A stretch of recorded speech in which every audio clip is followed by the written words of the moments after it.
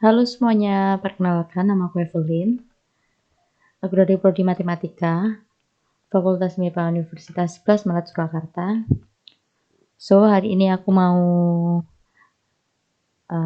ngajak teman-teman semua, kita mau bahas tentang apa itu stoikisme atau stoics. Apa sih stoikisme itu? Sebelum kita mau bahas lebih lanjut, kita tahu ya teman-teman ya, saat ini tuh memang lagi banyak hal buruk yang terjadi dalam hidup kita. Mungkin ada yang sedang mengalami sakit, ada yang mungkin habis ditinggal pacar, ada yang kehilangan pekerjaan di masa pandemi seperti ini. Mungkin ada yang hubungan dengan orang tua tidak berjalan dengan baik. Ya kita tahu memang 2020 is difficult, right? Namun kita mau belajar stoikis untuk kita boleh sama-sama hadapi masalah-masalah yang sudah saya sebutkan tadi. Oke.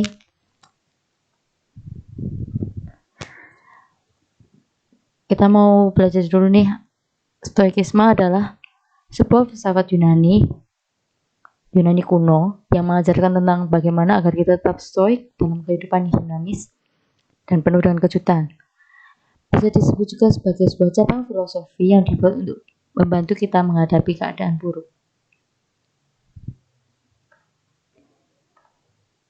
Sekilas kita mau bahas tentang sejarah stoikis. Dulunya, stoik merupakan sekolah filosofi yang didirikan oleh Zeno of Citium di Athena pada awal abad ke-3 sebelum Masehi.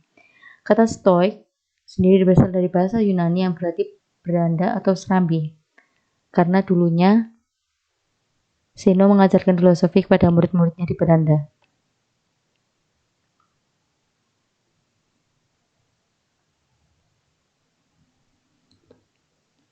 Ajaran utama stoikisme berfokus pada etika. Salah satu ajarannya adalah pada tindakan kita dengan membedakan hal-hal dalam kontrol kita dan hal-hal di luar kontrol kita. Dalam kontrol kita diantaranya adalah ada pendapat kita, pilihan kita, keinginan kita, dan segala sesuatu yang kita lakukan sendiri. Bukan kontrol kita termasuk sebagai contoh itu bentuk tubuh kita, harta kita, status, dan segala sesuatu yang tidak kita lakukan sendiri. Ketika hal tersebut tidak sesuai dengan apa yang menjadi keinginan kita, muncullah sebuah ketidakbahagiaan. Sumber ketidakbahagiaan kita adalah mencoba mengontrol hal-hal yang di luar kontrol kita, dan dengan melakukan sebaliknya, kita bisa mendapatkan penguasaan diri, kebijaksanaan, dan ketenangan. Selanjutnya kita mau bahas teman-teman nih. Ada 3 tokoh terkenal stoikisme. Yang pertama, Marcus Aurelius. Marcus Aurelius adalah seorang raja kerajaan Romawi yang setiap hari menulis untuk dirinya pesan-pesan tentang penguasaan diri, kasih sayang, dan kerendahan hati. Bisa kita lihat di gambar. Oke, next, tokoh yang kedua ada Seneca, yaitu seorang tutor yang kemudian menjadi penasihat Kaisar Nero. Namun pada akhirnya diminta untuk bunuh diri dengan memotong seluruh nadi tubuhnya oleh Nero karena dia dituduh merencanakan sebuah pemberontakan. Tokoh yang ketiga yaitu Epictetus, adalah tokoh filsuf Yunani yang hidup di abad pertama. Dia adalah salah satu filsuf populer penerus filsafat Stoik, yaitu sebuah pandangan hidup yang berfokus pada pengendalian diri dan hidup sesuai dengan alam atau fitrah. Kisah hidupnya begitu inspiratif karena ia menghabiskan sebagian hidupnya sebagai budak yang kemudian bertransformasi menjadi sosok pengajar filsafat yang memiliki sekolahnya sendiri. Ya, setelah kita bahas tentang tokoh-tokohnya, kita udah bahas tentang sejarahnya stoikisme, kita mau nerapin nih gimana menerapkan stoik dalam kehidupan sehari-hari. Yang pertama, yaitu dengan jangan menyia-nyiakan waktu untuk hal yang tidak bermanfaat. Jangan biarkan waktu kita yang berharga terbuang percuma karena sesuatu yang sia-sia. Ya, saat kita menjalani keseharian yang sangat sibuk dengan aktivitas yang menumpuk, untuk berkonsentrasi itu bukan suatu hal yang mudah ya teman-teman. Walaupun demikian, kita mau terus fokuskan perhatian kita untuk menyelesaikan setiap tugas-tugas kita atau tindakan-tindakan kita yang menjadi fokus kita. Walaupun kita hanya duduk sendiri atau ngobrol dengan teman, kita mau fokuskan pada satu hal dan tidak sibuk untuk bermain HP atau hal yang lain. Yang kedua, menikmati kekinian atau nikmati kekinian. Nikmati kekinian dimaksud di sini adalah yaitu kita tidak menutup diri kita menjadi pribadi yang tertutup, itu tidak. Tapi kita tetap harus menyisihkan waktu kita. Ketika tadi yang pertama kita udah fokuskan kepada tugas-tugas kita, yang kedua kita mau berikan sedikit waktu untuk kita bersenang-senang sambil menikmati liburan atau menikmati keindahan alam. Yang ketiga, jangan mengurusi hal-hal sepele. Ya, banyak yang terjadi dalam hidup kita, mungkin hal-hal yang sebenarnya nggak penting ya teman-teman, tapi mungkin kalau kita terlalu mengurusi hal yang sepele, itu justru malah menambah beban pikiran kita. Makanya kita tidak terlalu mengurusi hal-hal yang sepele itu.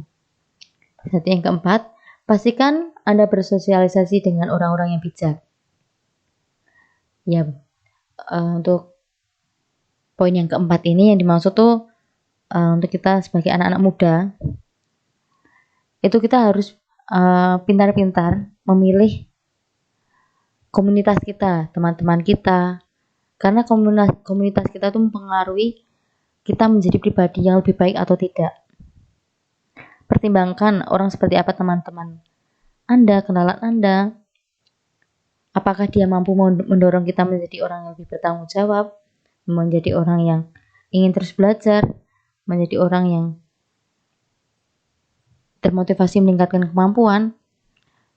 Kita harus memilih kelompok pertemanan kita, kelompok komunitas kita agar membangun kita, bukan justru kelompok yang mengintimidasi atau mungkin merendahkan kita, atau mungkin membuat kita menjadi pribadi yang tidak baik gitu. Oke, yang terakhir, utamakan prinsip moral di atas keinginan mendapatkan materi dan pujian. Di poin yang kelima ini,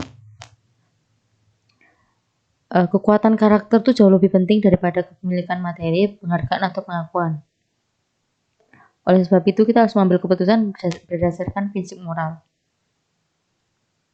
Sebagai contoh, ketika kita mau menolong orang lain, itu tidak karena kita ingin dipuji atau dihargai, tapi kita memang ingin membantu mereka dengan tulus, bukan untuk menyombongkan diri atau untuk mencari perhatian.